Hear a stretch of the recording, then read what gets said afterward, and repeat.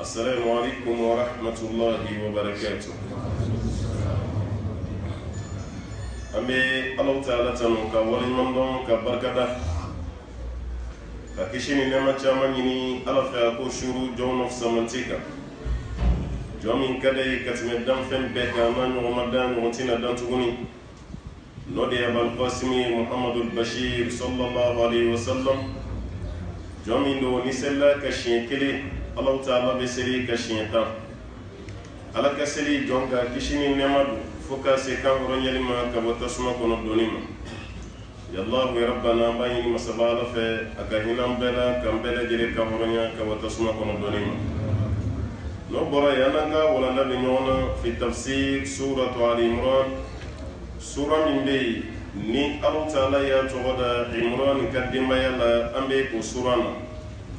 amina wuli masabala ka diɲɛ kɔnɔ aya bi duuru ani duuruna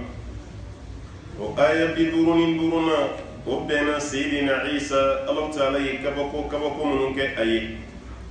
o kabako dɔ bɛnna Allahu taala ye Isa labɔ dugukolo sanfɛ a k'a layɛlɛ sanfɛ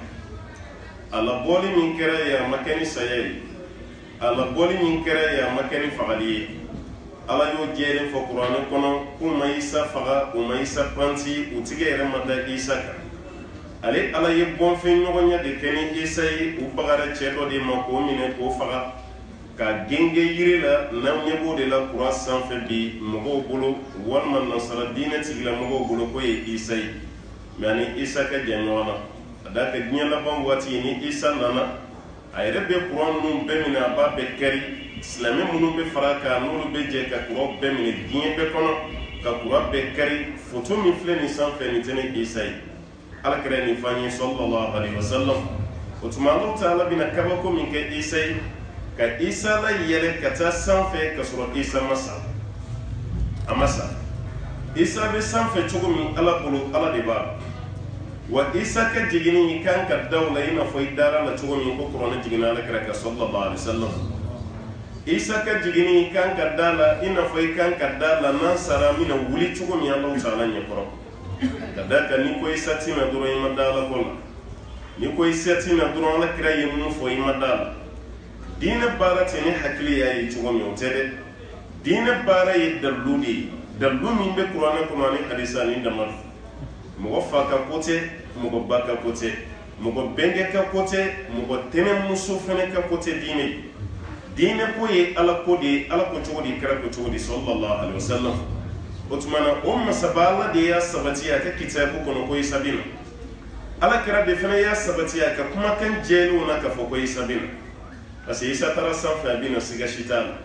an ye dalilu minnu d'i ma o y'a dɔ ye mɛ halisa aya dɔ bɛ sira la n'i y'o ye e yɛrɛ bɛna dɔn tiɲɛ na ko Isa ka nali ko jannamara si t'a la an ko Allahu taala ko suratu Tɔha kɔnɔ a ko ale ala y'an bɛɛ dan ka bɔ bɔgɔ nin de la an bɛɛ bɛ tila ka segin ka don bɔgɔ nin de la an bɛɛ bɛ tila ka wuli tuguni ka bɔ bɔgɔ la minha khalaqnakum wa fiha nu'idukum wa minha nukhrijukum taratan ukhra ɲaw dilan ka bɔ nin bɔgɔ la n bɛ tila k'aw segin nin bɔgɔ kelen na ka tila k'aw bɛɛ lawuli ka bɔ nin bɔgɔ la ala ko an bɛɛ de k'a daminɛ adama na fo maa laban min bɛ fatu ala kan b'o bɛɛ de ma Isa dun ye adamaden dɔ de ye ala ko a y'an bɛɛ da ka bɔgɔ la an sɔnna Isa danna ka bɔ bɔgɔ la a ko a b'an segin nin bɔgɔ kelen na ni e ko Isa tina o b'a yɛrɛ Isa tina don bɔgɔ la parce que Isa ti yan Isa bɛ sanfɛ kaburu si tɛ sanfɛ yen ko Isa dalen b'o kɔnɔ yen ayi Isa ka saya mana kuranɛ na a ka saya mana hadisa la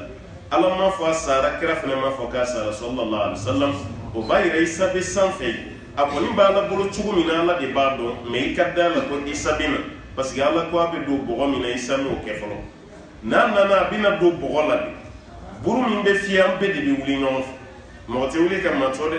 buru fiyɛ laban min bɛ kɛ k'a daminɛ an fa dama na f'a den laban an bɛɛ de bɛ wuli ɲɔgɔn fɛ ni e ko Isa tina o tuma Isa bɛna wuli ni sanfɛla de o tɛ wuli ni dugumala ye ni e ko Isa tina o kɔrɔ e y'a sabati ko Isa sara dalilu si dun tɛ yen kuranɛ kɔnɔ mun b'a yira ko Isa sara dalilu tɛ yen hadisa la mun b'a yira k'a fɔ ko Isa sara o dalilu tɛ yen hali taasira min bɛ diɲɛ na bi ko Ahmadiyya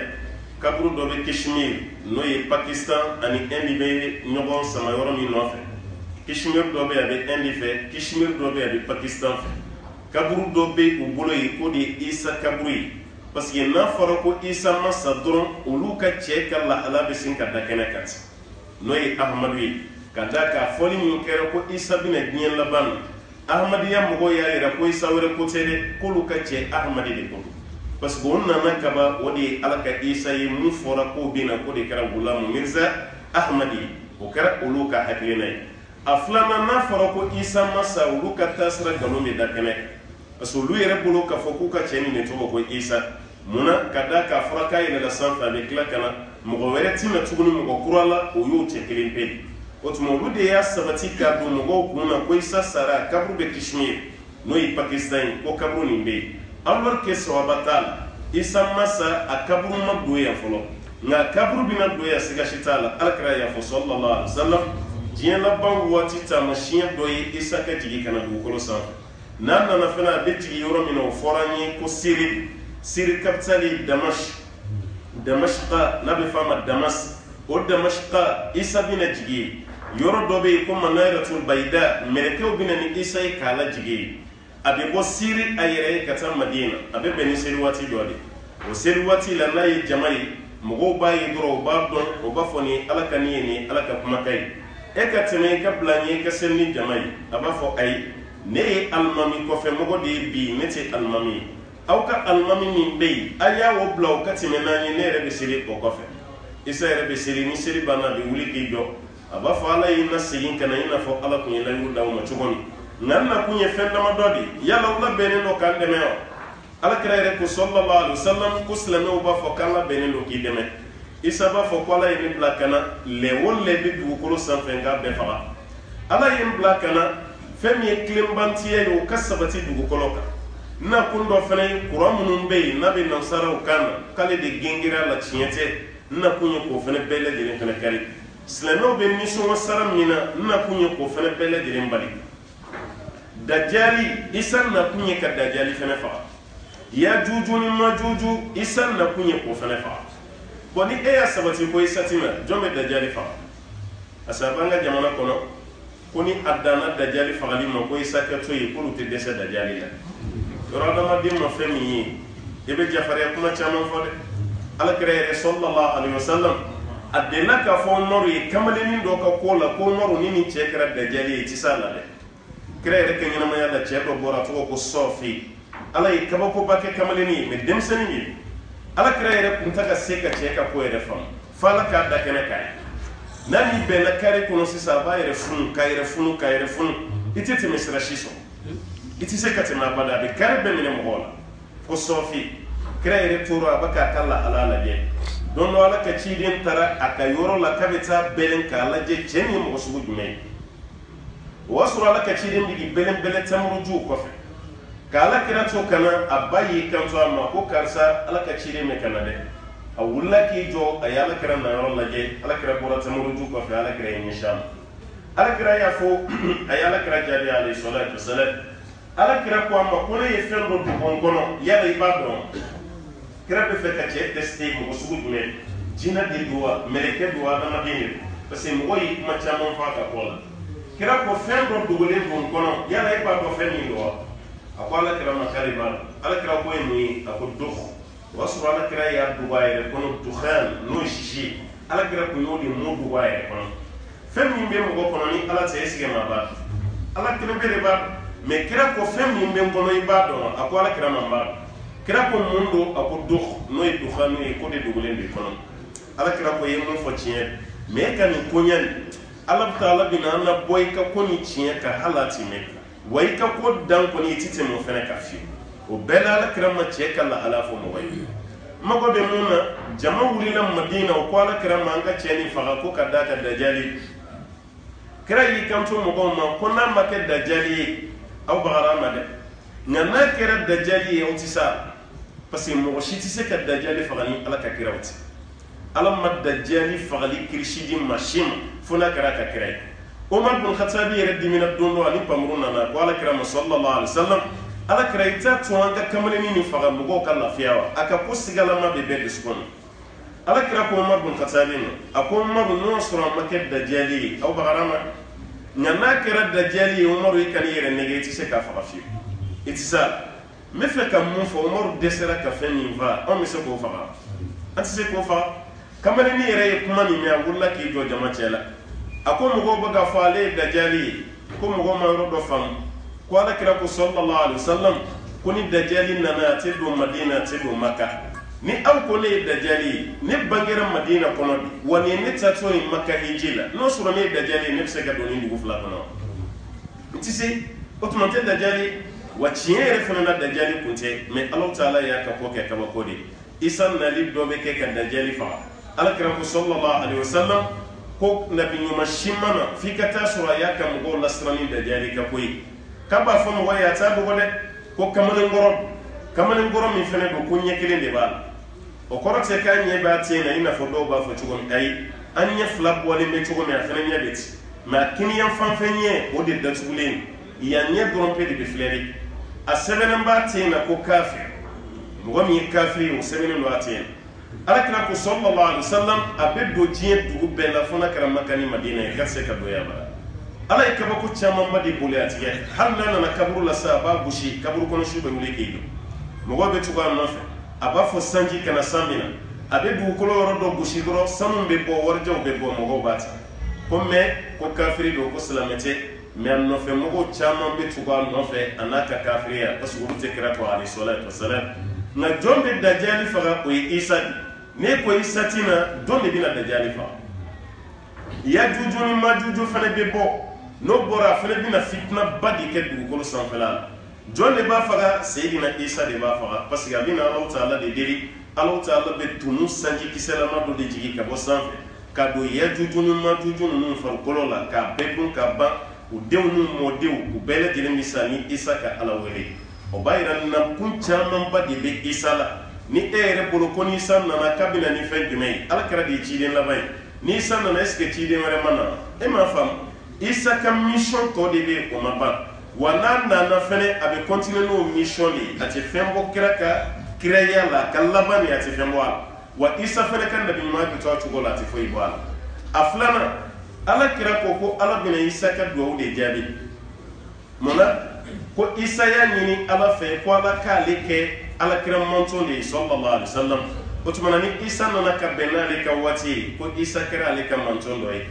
asabana na Allah ba fen dumay nabi ma fen be ka be hijira fona kira Isa ma hiji ka folo parce que Isa be re wati mina shi Isa bisban sawai aka mission ba tan filala wati ni ala ya laye on nabi ma be dun kan ka hiji Isa bu ma hiji ko Isa ka hiji be ke choti hiji ke rote san fe hiji be ke du mala laye ni Isa nana abitaka hiji de ke folo na klaro la kuma mina be soro katimana ka mission ikan ka fam qur'ane kulu jani adisa Isa kan nali ko sika shitala Isa kan nali ka beke ni masabalo taala ka kuma doy aka ala ko chugodi wala saki kadda lukene kulu alisa ako iz qala Allah ya Isa hukma min Allah taala ko Isa inni mutawaffika ni Allah taala bini lasnongo ango wafatu sayade nga sayamin do snongo de don yorola Allah taala ko inni mutawaffika inni munawwimuka ni Allah taala bini lasnongo walma ni Allah taala bini ka séjour folo dafa dugo kolo sanfela inna ko folo min kera barala ni Allah taala bina dafa wa rafi'uka ilayya miklaki la yelaka sini ala yirma sanfe wa mutahhiruka min alladhina kafaru miklaki la sanuya ka bo mo ma mamun kafir mun nyogon dalaje ikuna ko foki min ki fa ni ala bi kishi ka bo lu kafiru torom وجاهل الذين تبعوك مامون تغرا إيسا نوفي نبنا قلوك